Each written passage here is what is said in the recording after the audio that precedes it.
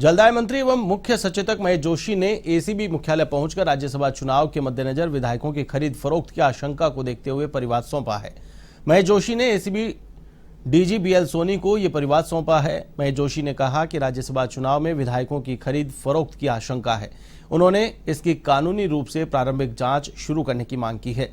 जोशी ने अपने परिवाद में लिखा है कि राज्यसभा चुनाव में धनबल का भारी इस्तेमाल हो सकता है। ऐसे में एसीबी को पूरी तरह से सचेत रहना होगा। विधायकों की खरीद फरोख्त जैसी घटनाएं लोकतंत्र को कमजोर करती हैं। ऐसे समय विधायकों को प्रलोभन देने और लेने वाला दोनों संज्ञेय अपराध की श्रेणी में आता है। इसी दौरान मंत्री महेश जोशी से खास बातचीत की हमारे संवाददाता दिनेश कसाना ने। राज्यसभा चुनाव मद्देनजर विधायकों की खरीद फरोख्त के चलते एसीबी को परिवाद सौंपा है। मुख्य सचेतक महेश जोशी एसीबी मुख्यालय पहुंचे हैं। महेश जी हमारे साथ हैं। महेश जी, क्या संभावनाएं आपको लगती हैं परिवाद में आप सौंपा है? हम सारी संभावनाओं को समाप्त करना चाहते हैं। हम नहीं चाहते कि राजस्थान में किसी भी तरीके की हॉर्स ट्रेडिंग हो। पर्दे के पीछे का जो खेल है उसको सामने लेके आना चाहते हैं। इसलिए हमने एसीबी में शिकायत दी है। एसीबी की जिम्मेदारी चल रहा है।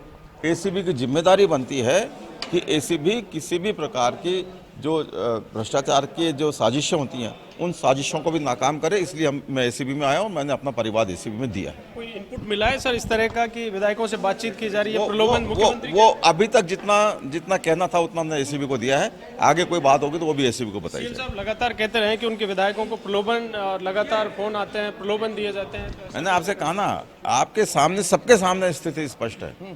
निर्दलीय उम्मीदवार बताने वाला व्यक्ति, उसका एक भी प्रस्तावक निर्दलीय नहीं है। भारतीय जनता पार्टी का सहयोग बता रहे हैं। सहयोग तो तब होता 10 प्रस्तावक में से 6 निर्दलीय होते, 2-4 कम पड़ते तो भारतीय जनता पार्टी सहयोग करती। वहाँ तो 10 के 10 प्रस्तावक भारतीय जनता पार्टी के हैं। तो ये इस बात की संभावनाओं को दर्शाते हैं कि कहीं ना कहीं साजिशें होंगी, कहीं ना कहीं हॉर्स ट्रेडिंग की कोशिशें होंगी। और राजस्थान में भ्रष्टाचार को जीरो टॉलरेंस के साथ में हम लोग नीति हमारी है कि किसी भी प्रकार के भ्रष्टाचार को हम बर्दाश्त नहीं करते और नहीं करेंगे। इसलिए मैंने एसीबी में शिकायत की है। किसी भी प्रकार से अनुचित तरीके से पैसे का लेन देन करने वाला व्यक्ति, लेने वाला भी और देने वाला, दोनों दोषी होते हैं। इसलिए इस प्रकार के कोशिशों को नाकाम करें और अगर इस तरह की साजिशें होती हैं तो उनका भंडाफोड़ एसीबी करे। ये हमने कहा। बीजेपी कह रही है कि निर्दलीय विधायक उनके साथ हैं, लगातार उनके संपर्क में हैं। 12 विधायक आपके कैंप में हैं। आपको लगता है कि वो कहीं वोटिंग की संभावना? हम तो कह रहे हैं निर्दलीय हमको समर्थन देते आए हैं अब तक। सारे निर्दलीय विधायक, बीटीपी के विधायक, सीपीएम के विधायक सरकार को समर्थन देते आए हैं। तो हमारे तो साथ हैं ही वो।